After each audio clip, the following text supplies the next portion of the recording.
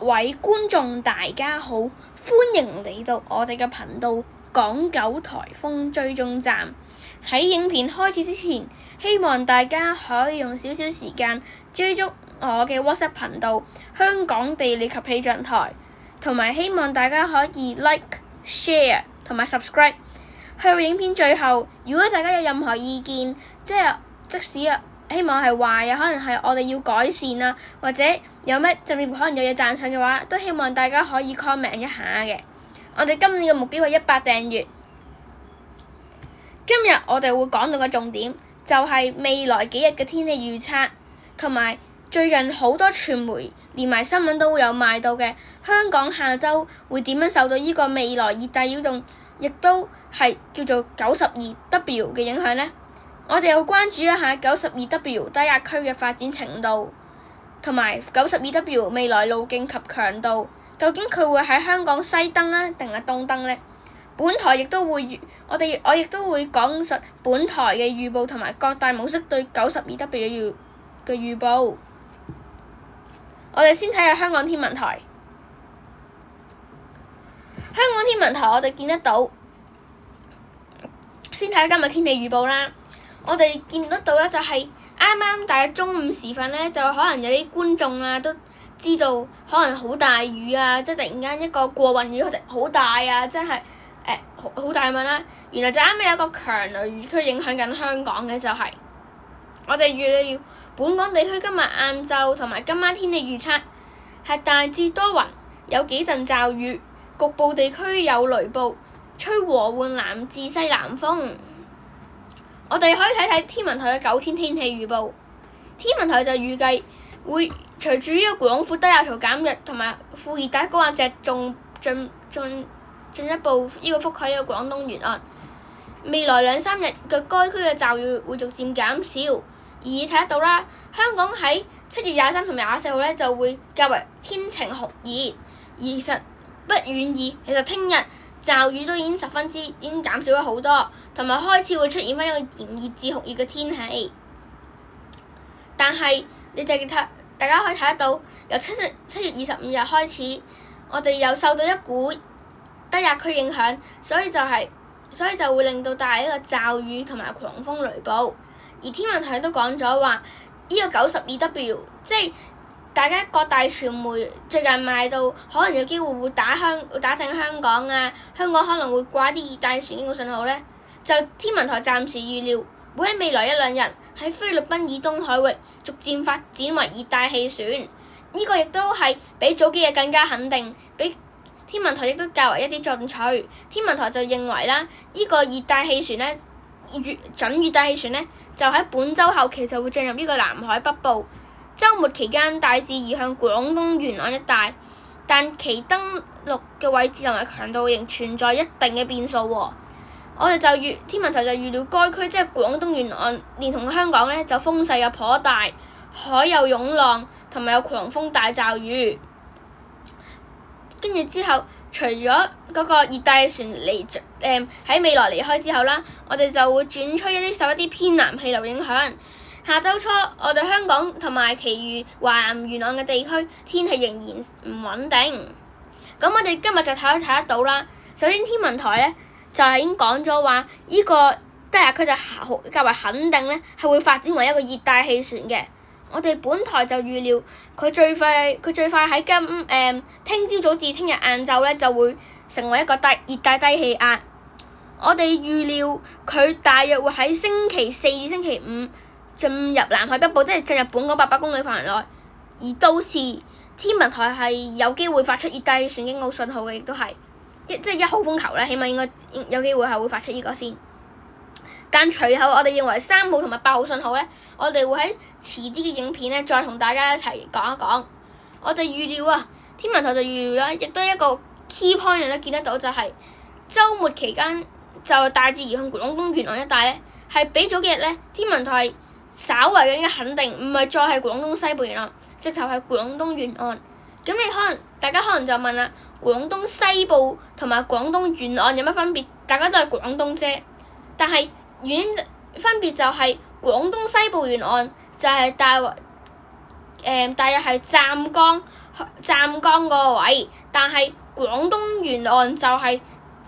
較為近珠三角嗰個地區，即係例如係台山啊嗰啲就叫做廣東沿岸。即係天文台喺呢一個位置預見呢個 92W 嘅熱帶呢個低壓區咧，就已經預報咗佢係會更加靠近香港，同埋會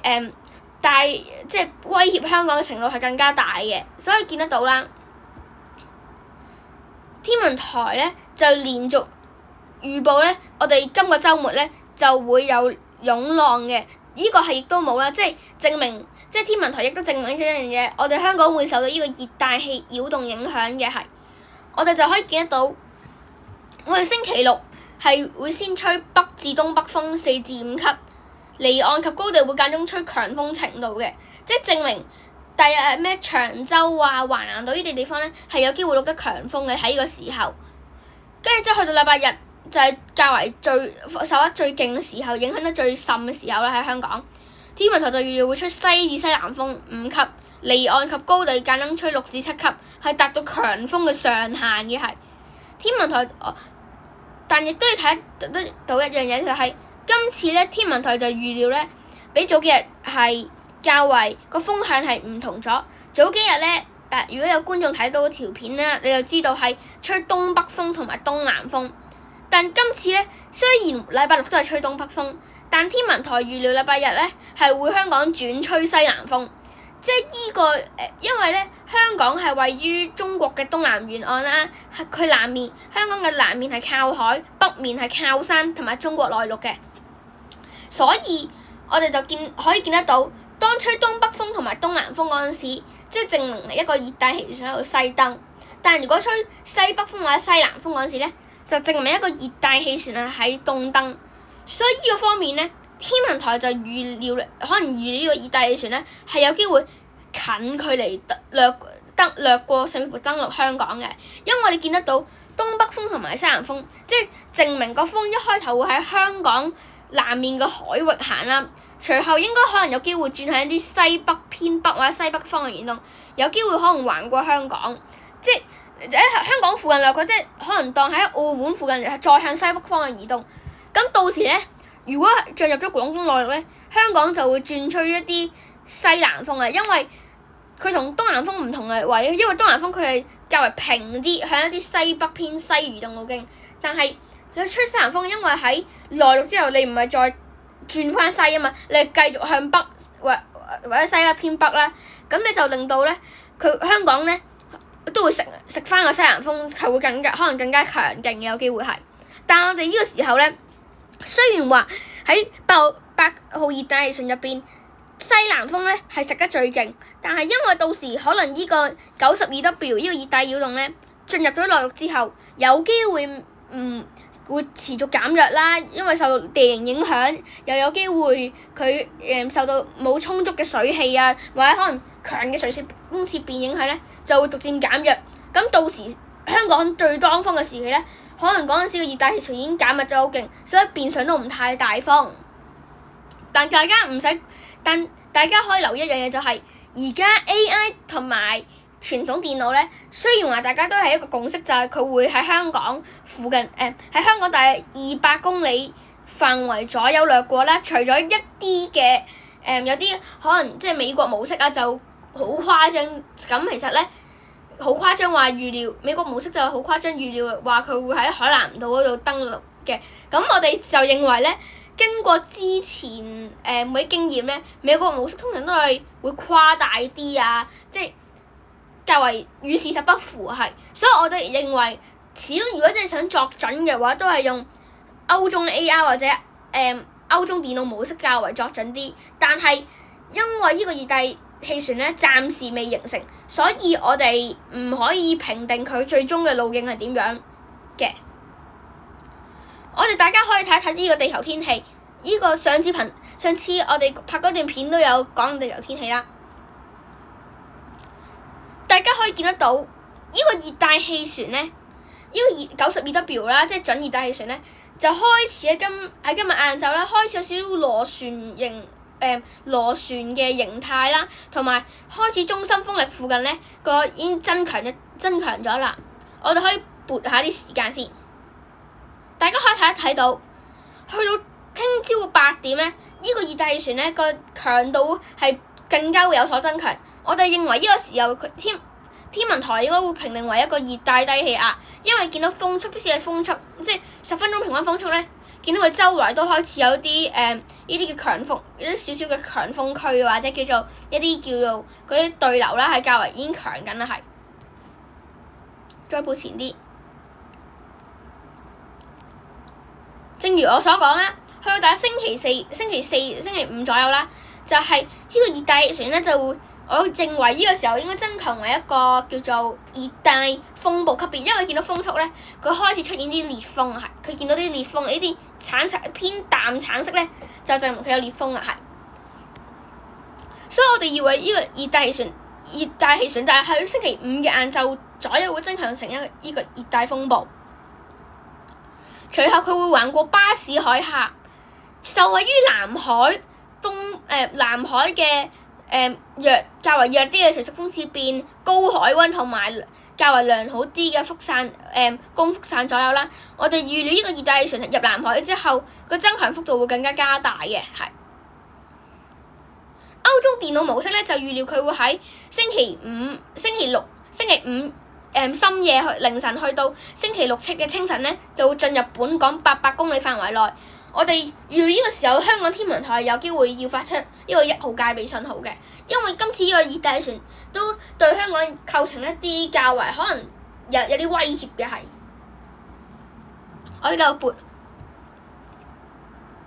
我哋見到咧，佢入咗南海之後咧，但係入咗南海24小時之後咧，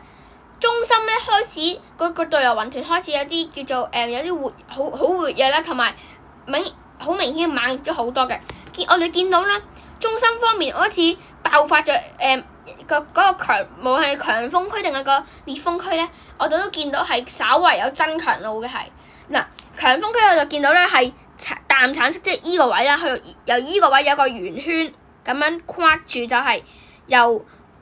總之強風區我哋暫時見到係，但係淡黃色依個位，依個位有個圓圈好似框住咁樣嘅。我哋就預計烈風區咧，就係佢大約喺1800嗰個中心位，就附近就係個烈風圈嘅係。我哋再推向啲，去到7月26號，歐中電腦模式就預料佢會進入本港400公里範圍內，喺東沙島嗰度附近會掠過嘅係。呢個時候我哋見到佢應該可能增強咗一個叫做強烈熱帶風暴嘅區域，因為我哋見到佢嗰個中心八拍係有所下降啦，風力亦都有所增強。你睇下，見到陣風咧，佢係比入南海之前係勁咗好多嘅係。去到星期日嘅晏晝左右，我哋見到歐中咧就認為佢喺香港，佢係相當接近至香港嘅係。我哋唔排除，我哋而家見得到呢個熱帶氣旋係喺臨近香港嗰時，我哋唔排除係會出現一個近岸爆發增強，就好似歐中電腦模式預料啦，佢就會喺佢嗰啲雲團咧係喺香港邁近香港嗰時係越嚟越勁嘅係，甚至乎我哋認為咧佢可以達到強烈熱帶風暴嘅上限，甚至乎颱風下限嘅級別嘅係。去到星期一嘅凌晨2點，歐中電腦模式預料佢喺香港西南大約100公里範圍內掠過，並會呢個時候再接近香港。香港呢個時候係有機會去到最大風嘅時期嘅。去到朝早8點左右啦，香港嘅風力咧就越嚟開始，因為呢個風已經去緊嗰個叫做內陸啦。香港風力咧有機會係進一步減弱。我哋大家而家好明顯都見得到啦，呢個歐中咧就係預料呢個熱帶氣旋咧就會呈一個就喺澳門喺度附近嗰度入去內陸啦。咁到時香港咧的確係會比以往嗰啲風暴咧係會較為可能奇特少少，因為佢始終一嚟近距離喺香港附近，可能歐中就預料佢近距離喺香港附近嗰度掠過啦。咁我都見到咧。因為佢較為早進入內陸同埋較為向北方向多啲，所以我見到咧歐中都預料香港係會出一啲叫做西至西南風嘅，所以就好符合香港天文台就預料離岸及高地會吹嗰個西南風係幾符合嘅都係。所以香港天文由此可見咧，香港天文台較為或者採取啦，就香港歐中呢一套係。我哋可以睇埋歐中 AIFS。歐中 AIFS 咧就更加較為進取添。歐中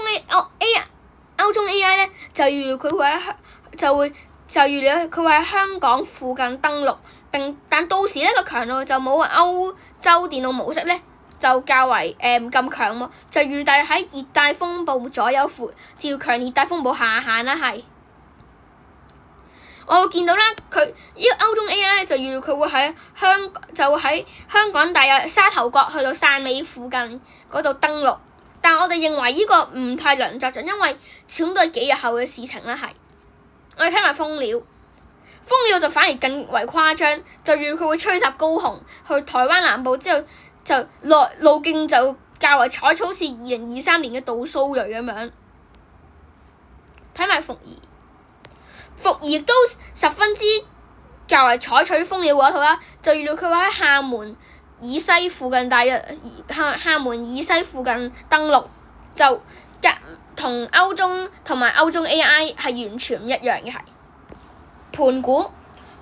就預料佢會喺汕頭至汕尾附近之間嗰度登陸嘅係。OK， 我哋而家可以睇埋 Easterly Wave， 即係呢個歐中電腦模式。我哋見到啦，我哋而家越嚟越多成員咧就支持呢個熱帶擾動發展啦，並且預料佢會行一個西北偏北方向移動路徑，嘅係路徑咧就係較為我覺得路徑係較為似2016年嘅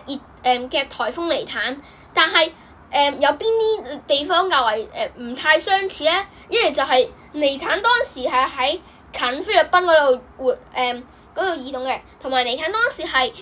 喺一早好多成員已經預到尼坦會喺香港東登，嘅。但嚟緊呢個 92W 即係呢個熱帶擾動咧，就暫時未太確定佢呢個即係西登定東登啊，亦都嗰個生成位置亦都比尼坦當時更加生成更加較偏東啊係，所以咧。我哋認為咧，佢呢個路徑最終咧係仍然存在變數，但大家而家暫時都可以用呢個2016年嘅颱風尼坦作為一個參考啊，做一個指標嚟當係有可能一個模擬啲嘅路徑啦。但係我相信係點一定會有啲偏差嘅係。大家可以睇埋 Windy。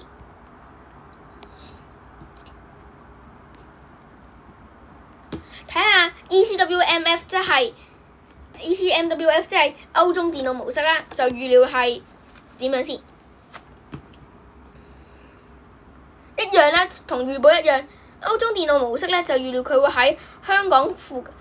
就預料咧佢會越嚟越靠近香港啦。但係唯一唔同就係我哋見得到歐中電腦模式預料個烈風圈咧係喺呢個時候咧係預報得更加大，係更加廣闊。我哋預料佢呢個烈風半徑咧係，如果以而家呢個路徑嚟行啦，係有機會係會覆蓋到一個叫做頗為接近香港，甚至乎係有機會覆蓋到香港係。大家可以見得到，呢個我呢個係冇開風速嘅，我而家開緊風速，我冇開陣風，即係10分鐘平均風速啦。根據香港天文台嘅8個風球測風站當中咧，我哋可以見得到香港到時係會出一啲35 kT 嘅風，即係換算去 km/h 啦，我就見到係大約係60至70公里每小時嘅香港到時吹嗰啲風係會。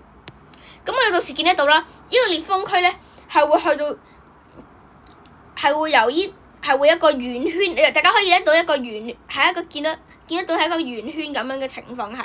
大家可以睇啦，個烈風圈咧，即係正同我用而家呢個風速指標嚟指一指啦。我畫一畫個圓圈俾大家睇。個烈風圈咧，歐中電腦模式咧就係預料係咁樣嘅係。咁呢個時候我哋就認為咧，呢個熱風圈係有機會幾大程度，即係以呢個路徑啦，係幾大程度覆蓋到香港。但係都係嗰句，而一啲路徑仍然存在一定嘅變數，所以我哋暫時唔可以太作準主啊。係。我哋再睇一睇呢個澳門特別行政區，睇下點樣講先。澳門咧暫時就未講到話個熱帶擾動會點樣啦，就係因為澳門通常都係較為遲啲先會預報嘅，係。好，我睇埋 Zoom Earth， 即係美國聯合颱風中心。嗱，聯合颱風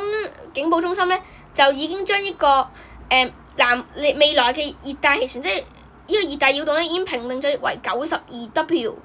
暫時佢喺2點咧，見到佢嘅風速咧係35公里每小時，氣壓就係107，係比前一日係有增強過嘅。無論喺氣壓嗰度，氣壓就係有下降過趨勢啦，風速係有增強過嘅係。所以暫時我哋見到各大電腦模式咧，都預料呢個熱帶擾動咧，或者即係92W咧，我哋亦都可以叫做係有係會有發展嘅，無論喺邊個AI 啊，定係傳統電腦模式都係有講嘅係。好，今日咧我哋嘅影片就去到而家差唔多啦。我未來咧都會同大家更新一下呢個熱帶氣 92W 嘅情況咧，我哋都會喺未來1-2日咧發出呢個風球預報機率情況，希望大家到時可以收睇我影片啦。希望大家喺最尾都記住 like、share、subscribe 同埋 comment。我哋今年嘅目標係100訂閱，我哋喺遲啲影片再見啦，拜拜。